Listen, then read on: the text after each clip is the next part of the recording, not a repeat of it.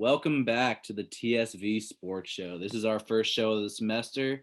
I'm your new host, Jasper Lindsay.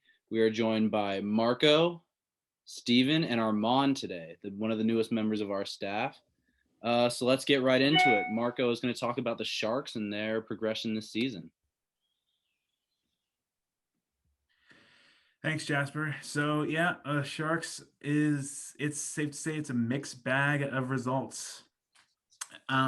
Tonight they will be facing the Avalanche for the second time after their abysmal loss to the Colorado Avalanche Tuesday night, 7-3. The only 3 goals scored were from Noah Gregor, Logan Couture, and I can't remember the third one, but whatever.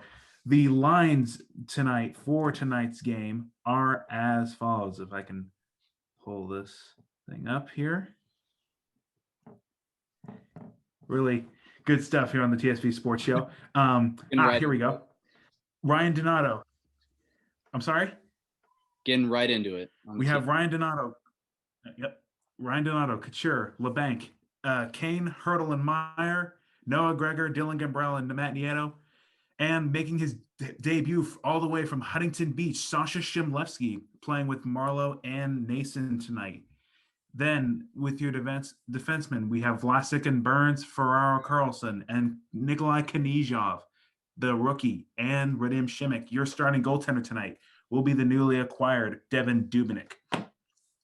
But there was also a trade that went down yesterday. Former Sharks defenseman Trevor Carrick got traded to the Anaheim Ducks in exchange for it was a 3-team trade between the Ducks, the Sharks, and the Ottawa Senators, sending Christian Jaros the Sharks' way. He's appeared in over 70 NHL games. Meanwhile, Carrick has appeared in only a couple in a fill-in role last season. He's been with the Barracuda.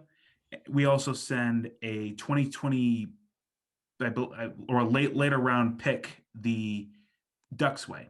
So that's pretty much what's going on with the Sharks.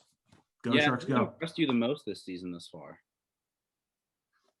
Really, unfortunately, he got scratched tonight. It's the rookie out of UMass, John Leonard.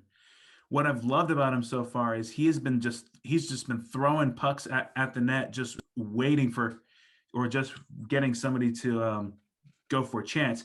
Hasn't really led to much because, I don't know, whiffs and stuff. But he has not been doing very good the past couple games. He had 2 points in the first game of the season for the Sharks in that 5-4 shootout win. But he has been very lacking the past couple games, and it's sad, but gives Sasha Shimlevsky a chance to thrive. Yeah, it'll be interesting to see going forward. I mean, it's always just great for the Bay Area when the Sharks are playing well. Shifting gears to football, we had the Afc and Nfc Championship this weekend. And I definitely have a lot to say about the NFC Championship because I think Matt LaFleur is a fraud. And I think it's time for a little coaching change in Green Bay. But we're going to start by kicking it out to Marco, our resident Packers fan. I disagree with you about firing LaFleur. However, there are rumors that Mike Pettin's going to be out the door very, very soon. They just fired their special teams coach, I believe it was yesterday or this morning. So, going to be a long off season for Green Bay. However, Matt LaFleur is not a fraud. It was just a series of unfortunate circumstances. Let me just get that straight right now. We're going to have a disagreement here. I like it. Yeah. All right, Armand, what did you see in the NFC Championship? I saw a lot of Packer-esque stuff, just the same thing over and over every year. I like to compare Matt LaFleur with top guys like Shanahan, a good friend of his. Yeah, both. It's something about them. I'm sorry? They're both from the Dan Quinn coaching tree. Oh, yeah. Yeah. It's just like them in situational football. The systems are great, 2 good guys, but sometimes in situations like the 4th down, kicking the field goal, giving Brady 10 yards to get a first down and win the game, it's stuff like that that resonates to seeing guys like Andy Reid going for it on fourth down against the Browns or the Bills. And stuff like that just gets you to the top level of where you're at. Yeah, absolutely. I mean, I think for my biggest thing with the Packers this weekend is they had 3 interceptions and they didn't score on those turnovers. I mean, and for the second straight year, you saw the problem of having Devontae Adams in an NFC Championship game and relying on him too heavily. They need another guy. And personally, I think Tom Brady didn't play that well. His defense bailed him out. Tom Brady right now, he's playing white collar football, man. If you want to win games in this league, you got to play blue collar football. You got to play for your city. And right now, Tom Brady's playing for the accolades, and I think he's going to get stomped in the Super Bowl, but we'll see how that goes. And I mean, I think one of the biggest things for the Packers, though, going forward is just they ride on the coattails of Aaron Rodgers, but they don't really help him out. I mean, I love Zadarius Smith. Preston Smith was okay this year. I love Jair Alexander, but they kind of plug these holes and they don't really fix the bigger structural issues within their organization. Anyways, shifting gears to the AFC Championship, we had Bills Chiefs. It was a game I thought Josh Allen would shine in. I didn't see him put it all together. But I think for the Bills, the biggest thing this offseason is they need to get him a running game, because if they rely heavily on Josh Allen too much, and it showed in the AFC Championship, they aren't going to win the game. And obviously the Chiefs are they're playing a different football game than everyone else in the league. So we're going to switch over back to Armand to give his thoughts on that game. Yeah. Okay. So I think this was a good standing point for Josh Allen. This was a game where, you see where he's at. I had an awesome season this year, by the way. I definitely think they should rely more on the running game next season. Maybe they go into the draft, get Najee Harris. I would love that. But yeah, Sean McDermott, great coach. I think he had a great year this year, bringing that team to the AFC Championship.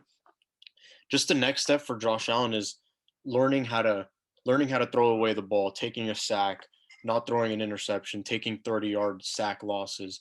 Those are the field possession game is really big, especially when you're going up against the Chiefs, So yeah, I think he's got an area to improve on, but a great season for them. Yeah, definitely. Now getting into the big news this Tuesday. No one was elected into the Pro Baseball Hall of Fame. Surprising decision, to say the least, by the Baseball Writers of America. And we're going to give Steven some time to give his thoughts on this. Yeah, so I'm not shocked at all by this. I saw it coming for months. They had the public ballots now, and nobody was trending above 75%, which is the threshold that you need to get. Something needs to change. Something like there's a mindset that needs to change here with the baseball writers, because there's just too many. There's the steroid guys on. Kurt Schilling missed by 16 votes, who should probably be in. I know he says stuff that I disagree with, says stuff that a lot of people disagrees with, but I still think he's a Hall of Famer. In terms of Barry Bonds, this is where it gets really ugly for me, because he's a Hall of Famer. There's so much more pro arguments you could make of him being in than con arguments you could make. I could come up with like 5 of them right here. He was already 400. He already had 400 homers, 400 stolen bases before he used PEDs. There's guys in the Hall of Fame right now that have used PEDs. Mike Piazza, I read his book. He used Andro, which is the same stuff Mark McGwire was on, and yet he was elected like in his first or second year. So it's great. And Bud Selig is in the Hall of Fame, the guy who was the commissioner during the time. He ignored every single bit of it. And what frustrates me the most is that these baseball writers made a career and made money based off writing these big stories about these big stars. And now here we are 20 years later, and they're leaving them back in the dust. So I think it is frustrating in so many ways. And the fans want to see Barry Bonds in the Hall of Fame. Baseball wants it. I mean, it's a museum. It's not some kind of fraternity that you're not allowed in. Maybe it's a fraternity among the people that are in there, but it's a museum, and you just can't leave out a part of history because you don't like it. I mean, that's not how any type of history. If you look at American history, you see the good, bad, the ugly. It's not like you just see the good. I mean, so you just can't skip you can't skip the good things that Barry Bonds did for the game, and you can't skip the bad things that he's done for the game. So there's two ways to look at it, but at the end of the day, I do think he deserves to get in, and he's got one more year, so we'll see what happens. Yeah, absolutely. And I think the biggest thing for me with the Baseball Hall of Fame is it's the only Hall of Fame that moral character comes into question. Mm-hmm. I think the baseball writers, they have their idea of this perfect-esque baseball player. And I mean, baseball is and still is one of the most traditional sports in America. It is heavily reliant on tradition. So at what point do you separate the player from the person? And I think that's what a lot of baseball writers fail to do. And I think it's kind of gone to their heads where there are these guys who hold the keys to this exclusive club, and only they can decide who gets in and who doesn't. And I There's think horrible people in there. There's Yeah, horrible people in exactly. the Hall of Fame. They're not I think choir boys. it's a tremendous power play by Tom Verducci and Bob Costas, and they can do whatever they want. But anyways, on the topic of baseball, we have an off season that appears to be incredibly mishandled by Rob Manfred, but nonetheless, we do have an off season. And one of the biggest stories of the week is the Blue Jays signing George Springer. I'm going to shift over to Marco. How do you think the Blue Jays are going to look with George Springer in that outfield next year? Have been stacking up this season. I don't know how much money they actually have, but they're gonna look really good with Springer. He's a good hitter. He's definitely good in the outfield. But I guess this really the entire story is going to come down to the actual season. Will he fizzle out, and will he not be worth that contract? And he's hitting in a ballpark, Bell Center. That's Steven, you're pretty good on this. Is that more of a hitter's park, or is that a pitcher's park? Absolutely. The entire American League East is a hitter's paradise. Well then there you go. Then actually Springer may succeed, but we'll see what happens. Yeah, Steven, how do you think he's going to transition from getting signs given to him while he's at the plate to a team that probably plays a little more traditional brand of baseball? Well, I mean, we saw it last year. I mean, I can't imagine they'd be cheating. Actually, if there's a time to cheat, it's going to be when nobody's there. Exactly. No, but I like the Blue Jays, kind of like what Marco said. They're making moves. I think it all depends on what happens with the Rays. I mean, they're probably going to take a step back. I mean, Blake Snell was dealt, which was strange. I mean, if they won the World Series, would he have been dealt? I don't think so. But I think the Blue Jays are young. I think they're still like a pitcher or two away. Maybe it's James Paxton, maybe it's Trevor Bauer, but they have a nice offensive core. Vlad Jr.'s there, Kevin Biggio, Teoscar Hernandez. There's a few outfielders there that they have. Springer enters into that fold, so they have a nice core. So it's going to be interesting to see what they do in the American League East for sure. Yeah, definitely. I think their pitching rotation definitely relies right now on the development of Nate Pearson. If he looks good in spring training, I think they definitely have a good group of guys. Switching over to basketball now, we have the Warriors. Big storyline this year with their young team. They're kind of teetering from playoff to on the outside looking in. Armand, what have you seen out of the Warriors this year, and what do you think their direction is? I think going into the season, there was a lot of questions. Seeing guys like Wiggins and Oubre playing together, seeing how we know what we're getting from Curry. It's just that Clay injury maybe changed some people's expectations on where this team's going to go, what's going to happen. Are they going to tank for another pick? Going into the first two games, you saw played probably arguably the two best teams in the East. Didn't really expect much out of those games, but as the season's gone on, these guys have built more chemistry, and they've played really good last night. A depleted Minnesota team, but they show signs of being maybe a 6-7 seed team so far. But I think they'll get into their groove going into the around the 40 game mark. Yeah, absolutely. And it'll be interesting to see what they want to do with Oubre, whether they want to trade him, whether they want to continue. I think a lot of it comes down to what kind of chemistry this team can build. And I mean, Steve Kerr's shown in the past that he can build team chemistry. He's brought in guys. I think one of the biggest moments in his career was when he brought in Kevin Durant and he had to mesh with these guys. And obviously, it wasn't perfect and it didn't end great. But when they were winning championships consistently, he does a great job of just bringing in new faces to the locker room and instilling the Warriors culture. Exactly. Yeah. So switching over to college hoops now.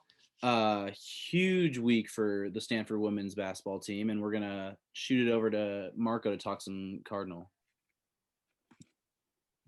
Stanford has really surprised me this year. Haven't known Stanford for being very good at, well, anything. Except the academics, of course. And always had Andrew. I've always said that. Ouch. Yeah, that's what I was gonna say. They haven't had a good quarterback since Andrew Luck. So sad. But the Stanford women's basketball team has just really impressed me this year. Unfortunately, the rankings don't show it. They have UCLA ranked above them, even though they're 9-2. I've never gotten the AP top 25, but what else? What are you gonna do? They just won their last game, 71-49 over Washington State. They are 12-2 on the season. Their game against Oregon State has been postponed. Unfortunately, their next game will be tomorrow against Washington State, and then they'll have another game against Washington. But this is a really good year. This is a year where in the women's Final Four, I would not be surprised if Stanford gets into that Final Four. Who knows?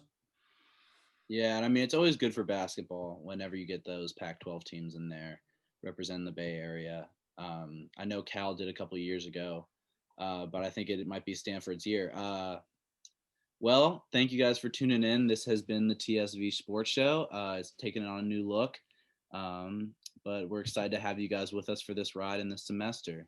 So without further ado, we'll see you next week.